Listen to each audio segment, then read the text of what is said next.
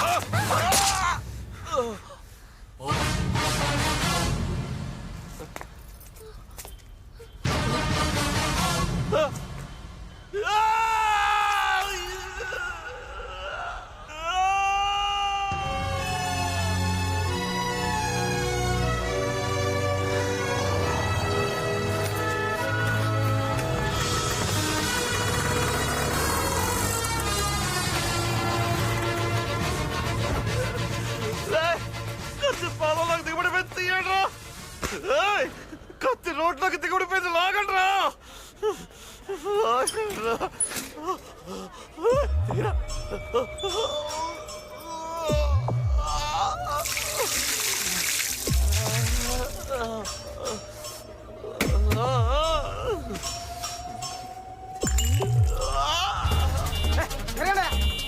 మీకే చెప్పేది.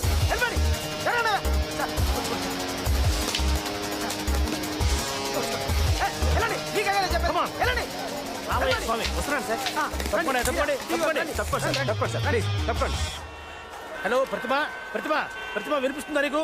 Live telecast అంతా రెడీయేనా? ప్రేక్షకులకు విజ్ఞప్తి, వరంగల్ పట్టణంలో హోంమంత్రి పప్పు యాదవ్ గారి కారులో కత్తి గుచ్చుకున్న సంఘటన ఇక్కడ సంచలనం సృష్టిస్తోంది. ఆ దృశ్యాలను మనం ఇప్పుడు ప్రత్యక్షంగా వీక్షిద్దాం. నమస్కారం మినిస్టర్ గారు. ప్రత్యక్ష ప్రసారమా? అవును సార్. ఇదేమన్నా లైవ్ ఓపెనింగ్? ఎందుకు లైవ్ కవరేజ్? సరేవారు సార్, మీరు ఇప్పుడు ఆ దృశ్యాలు మనం ప్రత్యక్షంగా చూడబోతున్నాం. ప్రతిమ హోమ్ మినిస్టర్ గారి కారులో కత్తి గుచ్చుకోవడం వల్ల ఈ ప్రాంతం అంతా కూడా రక్తంతో తడిచిపోయింది. ఇప్పుడు హోమ్ మినిస్టర్ ఇచ్చుకున్న కత్తిని మనం స్పష్టంగా చూద్దాం. కెమెరా కత్తి మీద పెట్టవయ్యా. ఇది మోకాలయ్య స్వామి. హోమ్ మినిస్టర్ గారు ఆర్తనాదం, హోమ్ మినిస్టర్ గారు ఆర్తనాదం చేస్తున్నారు, బాధతో విలవిల్లాడిపోతున్నారు. ఇప్పుడు ఈ సంఘటన మీద ప్రజా స్పందన ఏమిటో మనం తెలుసుకుందాం. రాష్ట్రంలో లా అండ్ ఆర్డర్ పరిస్థితి ఎలా ఉందో మంత్రి గారి కాలు చూస్తేనే తెలుస్తుంది. కలియుగంలో ధర్మం ఒంటి పాద మీద నడుస్తుందని చెప్తారు, కానీ ఇక్కడ పరిస్థితి చూస్తుంటే నిజంగా ఒంటి కాలు మీద నడుస్తున్నట్టుంది. ఆ సిద్ధార్థ అమ్మాయిని తీసుకుని పారిపోతున్నాడండి. అప్పుడు అటో 10 మంది ఇటో 10 మంది రౌడీ వ్యధాలు వచ్చారండి. ఇంకేముందండి, బాగా కుమ్మి పడేశాడండి. మరి ఈయన రౌడీయే కదండి. మంత్రి గారు ఫేస్ క్లోజ్, ఫేస్ క్లోజ్. ఆ అమ్మాయిని తీసుకొని ఈయన పారిపోతున్నాడండి. అప్పుడు ఆయన ఊరుకుంటాడా, ఒక కత్తి అందుకొని కసిక్ర పాదంలో దిగేశాడండి. కాలు క్లోజ్ పెట్టు. నిజంగా కత్తిల పాదంలో దిగటం లైఫ్ లో ఫస్ట్ టైం చూస్తున్నానండి. ఇది నా అదృష్టంగా భావిస్తున్నాను. ఇతను క్లోజ్ పెట్టు, ఇతను క్లోజ్ పెట్టు. అంబులెన్స్ లో వైద్య బృందం వస్తున్నది. వారిప్పుడు మంత్రి గారిని పరీక్ష చేసి మంత్రి గారి కాల్లో గుచ్చుకున్న కత్తి తీసేస్తారో కాలే తీసేస్తారో బ్రేక్ తర్వాత. తప్పకుండా తప్పకండి, డాక్టర్లు కొంచెం చోటు ఇవ్వండి. తప్పకండి. కత్తి లోతుగా దిగినట్టుంది. డాక్టర్లు ఇప్పుడు మంత్రి గారి కాలును శుద్ధి చేస్తున్నారు. డాక్టర్ గారు, పరిస్థితి ఎలా ఉంది? ఇప్పుడప్పుడే ఒక అంచనాకు రాలేకపోతున్నాం. Don't disturb. Don't worry sir. కత్తి తీసేస్తారు, కత్తి రాకపోతే కాలు తీసేస్తారు. ఓ గుణపం తీసుకురండి. గుణపమా? ఓహో, ఇప్పుడు గుణపం తీసుకొని మంత్రి గారు సిద్ధార్థ మీద పగ తీర్చుకోవడం కోసం బయలుదేరబోతున్నారు. అది పగ తీర్చుకోవడానికి కాదండి, మట్టితో సహా కాలు తీయడానికి. ఓహో, ప్రతిమ ఇక్కడ ఒక చారిత్రాత్మక సంఘటన చోటు చేసుకోబోతున్నది. ఇప్పటి వరకు మనకు వరంగల్ అంటే కేవలం కాకతీయులు మాత్రమే గుర్తొచ్చేవారు. కానీ ఇక నుంచి గోన గన్నారెడ్డి వారసుడైనటువంటి సిద్ధార్థతో పాటుగా ఇప్పుడు మొత్తం మట్టి గడ్డతో పాటు ప్రకటించబడబోతున్నటువంటి హోంమంత్రి పప్పు యాదవ్ గారి కాలు కూడా చరిత్రలో చోటు చేసుకోబోతున్నది. ఈ కాలే కాలు, ఈ అదృష్టమే అదృష్టం. ఇదంతా కళ్ళారా చూస్తున్నటువంటి మనం కూడా అదృష్టవంతులమే. కత్తి తీసేస్తే కాలు చరిత్రలో ఉంటుంది, కాలు తీసేస్తే కత్తి చరిత్రలో చోటు చేసుకుంటుంది. కత్తో కాలో కాసేపట్లో హాస్పిటల్లో చేరబోతుంది. అప్పటి వరకు చిన్న బ్రేక్. ఎంత పని అయిపోయింది బావా. నీ కళ్ళలో ఆనందం నింపుదామనుకుంటే నీ కాళ్ళు కత్తి దింపుతాడా? ఇప్పుడు నేను చూపిస్తా ఆడికి మొండినానంటే ఏంటో అని.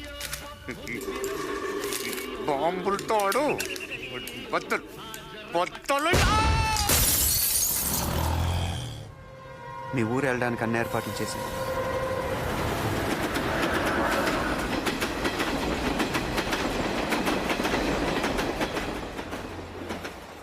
పప్పు యాదవ్కి ఇప్పుడు దాకా నేను ఒక్కడిని శత్రుని. ఇప్పుడు నువ్వు కూడా. అయినా నువ్వు మీ ఊరు చేరేలోగానే వాడిని కోటుగుమ్మ ఎక్కిస్తాను. మీ బామ్మని అడిగానని చెప్పు. గోదావరి దాటి ఇంత దూరం వచ్చావు. ఈసారి 7వ తరగతి కూడా దాటి.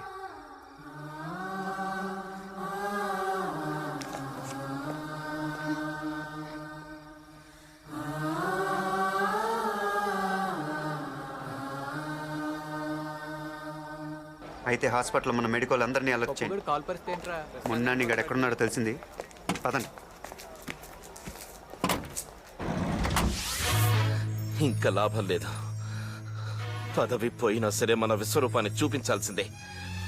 రేయ్, బామర్ది మొండినాని గాని పిలవంట్రా. పిలవకుండానే వచ్చింది సార్. ఏడి ఎక్కడా?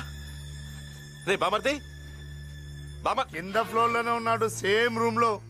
ఆ సిద్ధార్థం చంపనికే తయారు చేసిన బాంబు ఆన్ చేతనే పేలింది. అంతేకాదు సిద్ధార్థ కేసు చూస్తున్న సిబిఐకి దొరికిపోయిండు. రేపు సిద్ధార్థ కోర్టులో లొంగిపోతుండని పీపీ ఫోన్ చేసిండు. అంటే ఆ మొండినాన్ని సిబిఐకి అప్రూవర్ గా మారి ఉన్నదంతా చెప్పేస్తారా? చచ్చా, వాడు అలా చెయ్యడ్రా. సృహలోకి వచ్చాక చస్తానని భయపడి ఒకవేళ సిబిఐకు నిజం చెప్తే ఇప్పుడు ఆసుపత్రిలో ఉన్న మీరు రేపు చెర్లాపల్లి జైల్లో ఉంటారు. అంతా మన కంట్రోల్లో ఉంది. డాక్టర్లు మెడికోలు మనోళ్ళే కదా. మార్చరీ ఎక్కడ? మార్చరీ ఎందుకు? వాడు ఇంకా చావలేదుగా. మార్చరీ ఎక్కడ? అటువైపు ఉంది.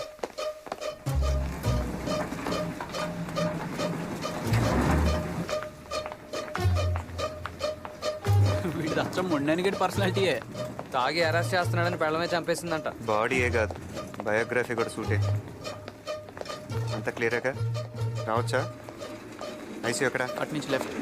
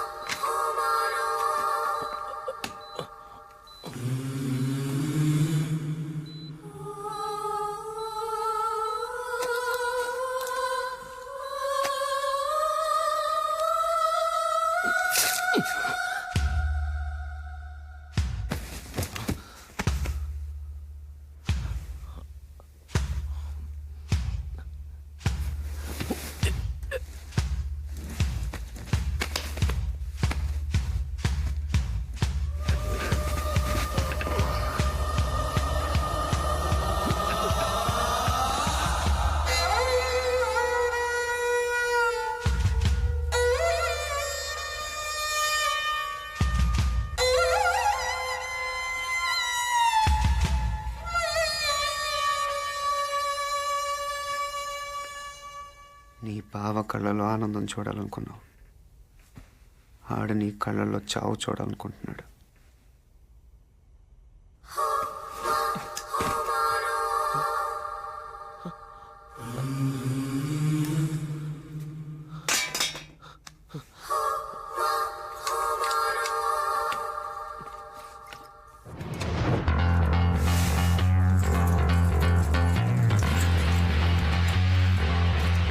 రండి చూడండి,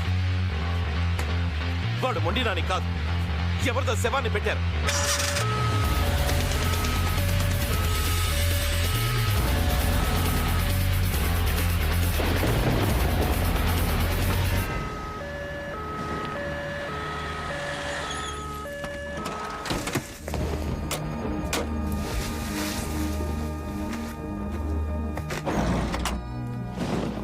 వరలక్ష్మి వెళ్ళిపోయింటుందంటావా? ట్రైన్ బయలుదేరే ముందు మన వాళ్ళు ఫోన్ చేస్తా అన్నారు. వర్షం పడుతోంది, ట్రైన్ లేటో ఏమో.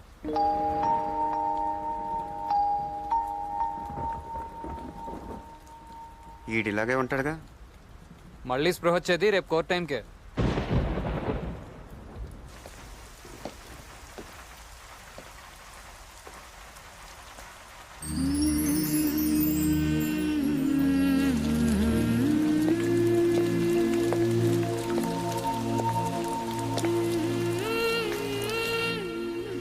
ప్రేమ లేదు, దోమ లేదు, ఒట్టి వంకాయ.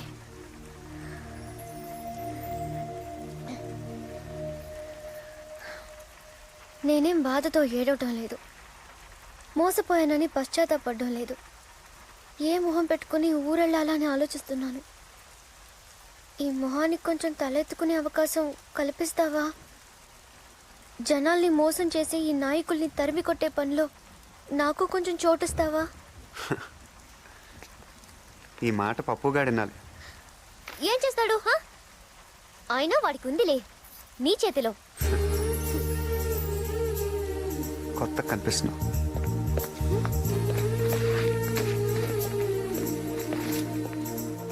పదా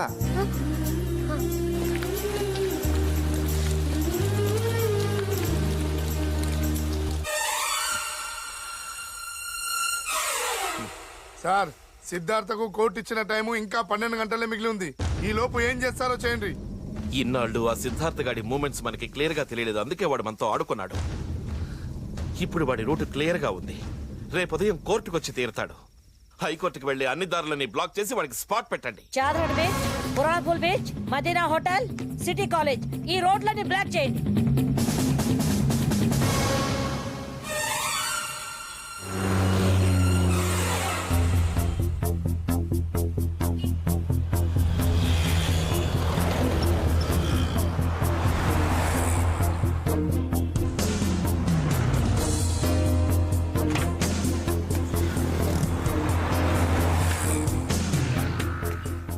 యువత రాజకీయాల్లోకి రావాలి అన్న నినాదంతో ముందుకొచ్చి హోమ్ మినిస్టర్ పప్పు యాదవ్పై బాంబు దాడి చేసి ఆపై అతనికి కాబోయే భార్యను కిడ్నాప్ చేసి రాష్ట్రంలో సంచలనం సృష్టించిన నిందితుడు చెరుకూరి సిద్ధార్థకు లొంగిపోవటానికి హైకోర్టు ఇచ్చిన గడువు మరో 10 నిమిషాల్లో ముగుస్తుండగా కోర్టులో హాజరు కావలసిన సిద్ధార్థ ప్రస్తుతం మన స్టూడియోలో ఉన్నారు. ఇందుకు దారితీసిన పరిస్థితులను అతని మాటల్లోనే ఈ ప్రత్యక్ష ప్రసారంలో తెలుసుకుందాం.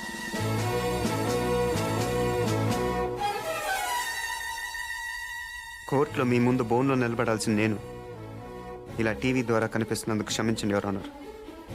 నేను కోర్టుకు వచ్చేలోగానే నిజాన్ని చంపేయడానికి పప్పు యాదవ్ తన మనుషుల్ని పురమాయించాడు. ఇలాంటి పరిస్థితుల్లో న్యాయం చచ్చిపోకూడదనే ఉద్దేశంతో విచారణ వీడియో కాన్ఫరెన్స్ ద్వారా జరపమని వేడుకుంటున్నాను. ప్రొసీడ్.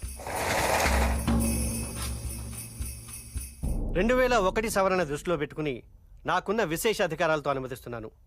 మీరేం చెప్పదలుచుకున్నారు? శ్రీశ్రీ గారు అన్నట్టు ఈ దేశం ఎముకలు కుళ్ళిన వయసు మళ్ళిన సోమరపోతులది కాదు, మాది. ఈ దేశం స్విస్ బ్యాంకులో డబ్బులు దాచుకోవటానికి దేశాన్ని తాకట్టు పెట్టే రాజకీయ నాయకులది కాదు, మాది. ఈ దేశం పోలీసుల చేతిలో ఉండాల్సిన తుపాకుల్ని ఫ్యాక్షనిస్టుల చేతిలో పెట్టి రౌడీ రాజ్యం చేయిస్తున్న హత్య రాజకీయవాదులది కాదు, మాది. ఈ దేశం తండ్రి చేస్తే కొడుక్కి, భర్త చేస్తే భార్యకి, అన్న చేస్తే తమ్ముడికి సీట్లు ఇచ్చే అవకాశవాద పార్టీలది కాదు, మాది. మా యువతరానిది. అని ఎలాంటి భూమి మాకు అప్పచెప్పాలనుకుంటున్నారు? రెండో ప్రపంచ యుద్ధంలో అణుబాంబులు పడిన తర్వాత పనికి రాకుండా పోయిన హిరోషిమా, నాగసాకి లాంటి భూమిన? కురుక్షేత్ర యుద్ధం తర్వాత ధర్మరాజుకు వచ్చిన నెత్తటి భూమిన? వద్దో, మాకొద్దు. మాకు సుజలాం సుఫలాం సస్యశ్యామలంగా కనిపించే భారత భూమి కావాలి. ఆ భూమి మాకు మిగలనిస్తారా? విదేశీయులకు అమ్మేసి మా నేల మీద మమ్మల్ని పాలేరు చేస్తారు. ఒకప్పుడు చేలో వరేస్తే ఇంత ఆదాయం వస్తుందని, పళ్ళ తోటలైతే ఇంత లాభం వస్తుందని అందరూ ఆశపడేవారు. రాజకీయాల్లోకి వస్తే దిమ్మ తిరిగిపోయే ఆదాయం వస్తుంది అనుకుంటున్నారు. ఒకప్పుడు పోలీసులను చూస్తే సామాన్యుడికి భయం, ఇప్పుడు పొలిటికల్ లీడర్స్ని చూస్తే పోలీసులకు భయం. రౌడీలు గూండాలు చేరి రాజకీయాలను రణరంగంగా మారుస్తున్నారు. సామాన్యులు రాజకీయాల్లో అడుగు పెట్టాలంటే భయపడుతున్నారు. ఇలాంటి పరిస్థితుల్లో ప్రజలకు సేవలు చేయాలనుకునే విద్యార్థులు, మేధావులు, సంఘ సంస్కర్తలు ఏ ధైర్యంతో రాజకీయాల్లో అడుగు పెడతారు? ఈ దేశాన్ని ఎవరు ముందుకు నడిపిస్తారు? తన జీవితం ప్రజాసేవకి అంకితం అంటూ బిడ్డలను కూడా కనకుండా కడదాకా ప్రజాసేవకి అంకితమైన ఒక పుచ్చలపల్లి సుందరయ్య కావాలి. కట్టు బట్టలు తప్ప కార్లు మేడలు ఆశించిన ఒక వావిలాల గోపాలకృష్ణయ్య కావాలి. ఈ దేశానికి 2 సార్లు ప్రధానమంత్రిగా పనిచేసిన సొంత ఇల్లు కూడా సంపాదించుకొని గుల్జారీలాల్ నందా కావాలి. శ్యామ్ ప్రసాద్ ముఖర్జీ, బిఆర్ అంబేద్కర్, లాల్ బహదూర్ శాస్త్రి, అబుల్ కలాం ఆజాద్, కామరాజ్ నాడార్, ప్రకాశం పంతులు వీళ్ళు కావాలి. సామాన్యంగా యువతరం దారి తప్పిందంటారు. నిజానికి దారి తప్పింది రాజకీయం. దాన్ని యువతరం దారిలోకి తెచ్చుకోవడానికి చేసిన ఈ ప్రయత్నం అది ఎవరన్నారు? ప్రస్తుత రాజకీయాల్లోని లోపాలను ఎత్తి చూపించావు, కానీ నువ్వు చేసిన పని ఎలా సమర్థించుకుంటావు? నేను జైలు నుంచి పారిపోయి ముళ్ళును ముళ్ళుతోనే తీయాలని తీవ్రవాదం కాలేదు. సరైన సమయంలో సహాయం అందక నిరాశలు అయిపోయిన వాళ్ళకి న్యాయం జరిగేలా చేశాం. అంతేకాదు, న్యాయస్థానం మీద ఉన్న గౌరవంతో ఒక పౌరుడిగా సాక్ష్యాలు సంపాదించాను. ఏమిటా సాక్ష్యాలు? ముండినాని ఎంత పని చేసావు బావా. నీ కళ్ళలో ఆనందం చూడాలనుకుంటే నా కళ్ళలో చావు చూడాలనుకున్నావు. నిన్ను కాదట చెల్లి కోసం నువ్వే కావాలనుకున్నాను. నీ బామర్తినే తింటుతో చంపేస్తూ ఎన్ని చేశాను బావ నీ కోసం. ఈ స్టూడెంట్ కుర్రాల్ని అడ్డం తొలగించాలని నీ మీద బాంబు వేసినట్టేసి నిన్ను కాపాడి వీళ్ళే చేశారని బొక్కలు తోయించాను. నీ మీద అనుమానం రాకూడదని ఎన్నోసార్లు జైలుకి వెళ్ళాను, నాకున్నాను. సిద్ధార్థ వాళ్ళ స్నేహితుల వల్ల ప్రజలకి ఎంత మంచి జరిగిందో ప్రత్యక్షంగా చూడగలిగాను. అంతేకాదు, పప్పు యాదవ్ లాంటి రాక్షసుడి బారి నుండి ప్రజలే కాదు, నాలాంటి అమ్మాయి కూడా రక్షించబడినందుకు, నాకు వాళ్ళ ఆశయంలో పాలు పంచుకునే అవకాశం కలిగినందుకు ఆనందించడమే కాదు, గర్వపడుతున్నాను కూడా. ఎన్నికలప్పుడు జరిగిన బాంబ్ బ్లాస్టింగ్ కేసులో సిద్ధార్థని అతని మిత్ర బృందాన్ని నిర్దోషులుగా భావిస్తున్నాం. ఇదే కేసులో పరకాల పురుషోత్తం యాదవ్ ఎలియాస్ పప్పు యాదవ్ని ప్రధాన నిందితుడిగా భావిస్తూ రెండవ నిందితుడైన జొన్నలగడ్డ వెంకట్రావు ఎలియాస్ మొండినానిని తక్షణం పోలీసులు అదుపులోకి తీసుకోవాల్సిందిగా ఆదేశిస్తున్నాం. ఇకపోతే సిద్ధార్థ జైలు నుంచి తప్పించుకోవటం, వరలక్ష్మిని కిడ్నాప్ చేయటం అతను చేసిన నేరాలు. ఈ కేసులో అతనికి బెయిల్ ఇస్తూ తదుపరి విచారణకి ఆదేశిస్తున్నాం.